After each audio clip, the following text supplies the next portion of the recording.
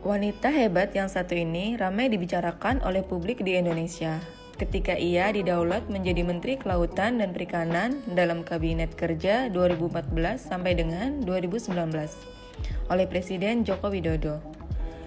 Siapa sangka sebelum menjadi Menteri Kelautan dan Perikanan, Susi Pujiastuti yang hanya tamatan SMP ini menyambung hidup dengan menjadi penjual ikan di Pangandaran. Namun, berkat kegigihannya, ia bisa sukses sebagai pengusaha perikanan dan memiliki perusahaan transportasi penerbangan. Beliau lahir pada tanggal 15 Januari 1965 di Pangandaran, dengan nama lengkap Susi Pujiastuti. Ia memiliki ayah yang bernama Haji Ahmad Karlan, serta ibu yang bernama Hajah Suhu Lasminah.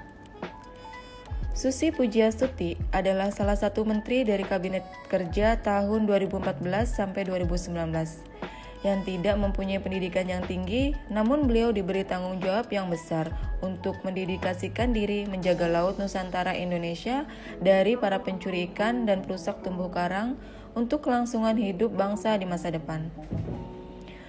Sosok yang dikenal tegas, berani, dan bertanggung jawab terhadap pencuri ikan sampai ke daerah perbatasan, satunya daerah perbatasan laut Anambas Natuna.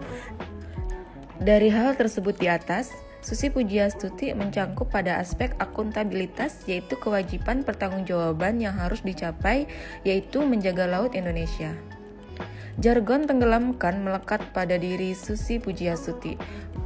Bukan tanpa sebab, aksi menenggelamkan kapal asing yang terbukti melakukan illegal fishing ini bukti nyata bahwa beliau memiliki nasionalisme yang tinggi, cinta akan tanah air Indonesia, menjaga kedaulatan NKRI, tidak rela jika sumber daya alam Indonesia diambil oleh negara asing.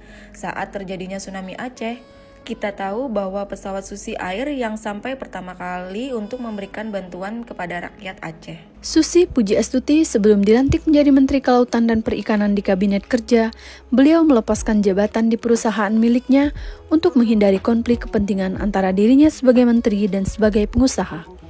Itu semua menjadi contoh etika publik yang diterapkan oleh Susi Pujiastuti yang bisa kita contoh. Komitmen mutu yang dimiliki oleh Susi Pujiastuti yaitu bekerja secara nyata. Susi Pujiastuti melakukan dialog bersama nelayan di Kabupaten Kepulauan Anambas. Di hadapan para nelayan, Susi Pujiastuti mengaku bahwa menemukan terumbu karang di kedalaman 2-4 meter yang rusak akibat destructive fishing dengan dibom dan menggunakan potasium. Beliau berharap agar pengusaha ikan hidup tidak lagi menerima hasil tangkapan dan menyuplai potasium ataupun bahan dinamit kepada nelayan untuk menangkap ikan. 2 kata, anti korupsi, melekat dengan nama Susi Pujiastuti, di mana beliau mempunyai kredibilitas dan jiwa sosialisme yang tinggi terhadap bangsa. Segala bentuk illegal fishing tidak boleh masuk di laut Indonesia dengan alasan apapun. Jelas, nilai anti korupsi patut diapresiasi. Susi Pujiastuti adalah seorang tokoh perempuan yang menginspirasi perempuan di Indonesia.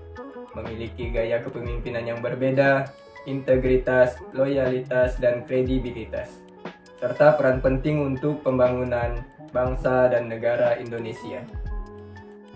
Kerja keras adalah bagian dari fisik.